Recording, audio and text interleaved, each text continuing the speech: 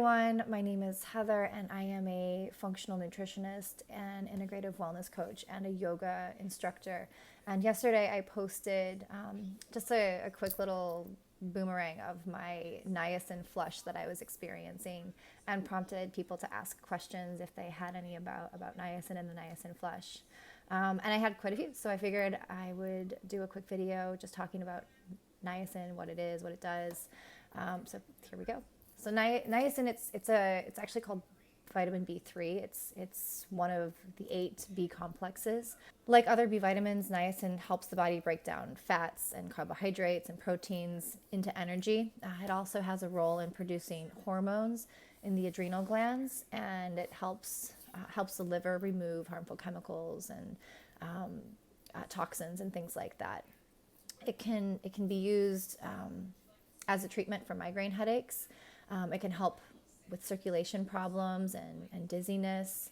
And it's also, it's been called anti-carcinogenic because it has some properties that actually are cancer fighting. It may also help prevent stroke and help skin conditions, which I think may have something to do with the detox assistance that it provides the liver.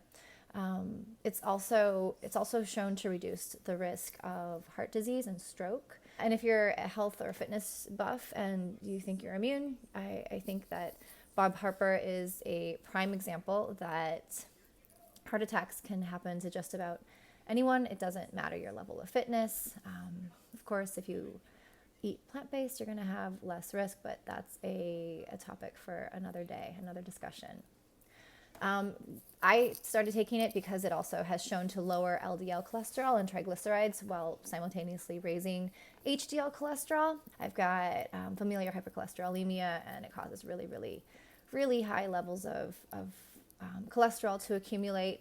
I was told that I had to go on statins long ago and was just not ready to be on statins for the rest of my life, and this has worked really well.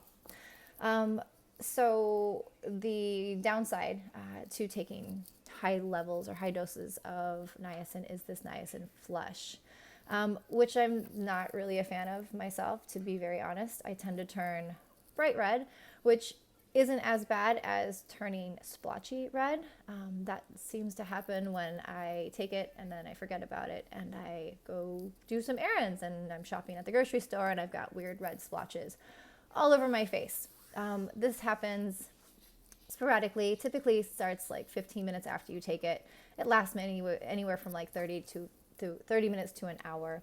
But the flush itself is caused by your capillaries dilating and opening up, which essentially it's helping the blood circulate. It's getting nutrients to the cells that need nutrients. It's getting the toxins out of the cells that need to have the toxins removed. So in a sense, it's showing you, it's giving you a sign that it's actually doing its job. So the niacin flush, while it's extremely annoying, a little bit uncomfortable, it's proof that it's working. One quick thing to mention is that there are some forms of niacin that are called flush-free. There's nothing necessarily wrong with them unless you are taking a higher dosage, so something over 500 milligrams. It's shown that can cause problems with your liver and like damage your liver. So if you are going to be taking more than 500 milligrams, make sure it is not a flush-free form. You're just going to have to deal with the flush like me and turn bright red for 15 or 30 minutes after you take it. All right, so I hope you enjoyed that. I hope you found it helpful. If you did, definitely share, give me a thumbs up, and let me know that I'm doing a good job. Thanks.